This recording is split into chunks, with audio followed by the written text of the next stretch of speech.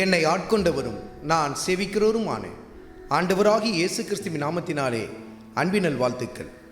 கிறிஸ்து இயேசுவுக்குள் மிகவும் பிரியமான அன்பு சகோதர சகோதரிகளே, அப்போஸ்தலனாகிய பவுல் கொரிந்திய சபையாருக்கு எழுதின 2வது நிருபத்தில் முதல் அதிகாரத்தில் 11வது வசனத்தின் கடைசி பகுதியை குறித்து கொண்டு தியானித்து பாருங்கள். நீங்களும் விண்ணப்பத்தினால் எங்களுக்கு உதவி செய்யுங்கள் என்று சொல்லி அவர் அந்த இடத்தில் தன் சபையாரிடத்தில் ஜெப வேண்டுதலை எதிர்பார்த்து அந்த இடத்தில் சொல்லுவதை நீங்கள் பார்க்க முடியும்.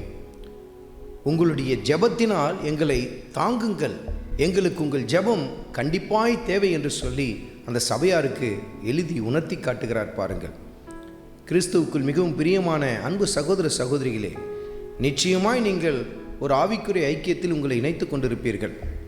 உங்கள் ஊழியக்காரனுக்காக, ஊழியக்காரிக்காக, அவருடைய குடும்பங்களுக்காக ஜெபிக்கிறீர்களா என்பதை சற்று நிதானித்து பாருங்கள்.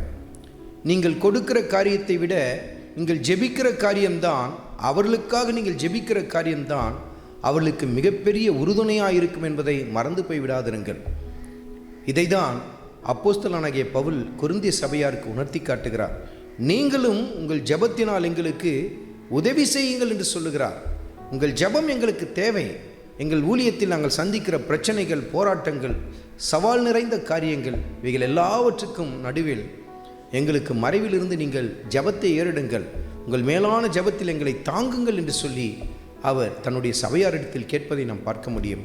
அருமையான மகனே, அருமையான மகளே, கர்த்தருடைய ஊழியக்காரர்களுக்காக அதிகமாய் ஜெபத்தை ஏறிடுங்கள். உங்கள் மேலான ஜெபம் அவர்களுக்கு அவசியம்.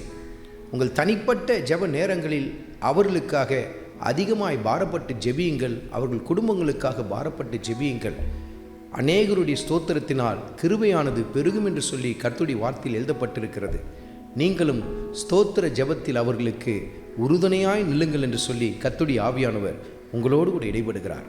ஆண்டவராகிய இயேசு கிறிஸ்துவின் கிருபை உங்கள் அனைவரோடும் கூட இருப்பதாக. ஆமென்.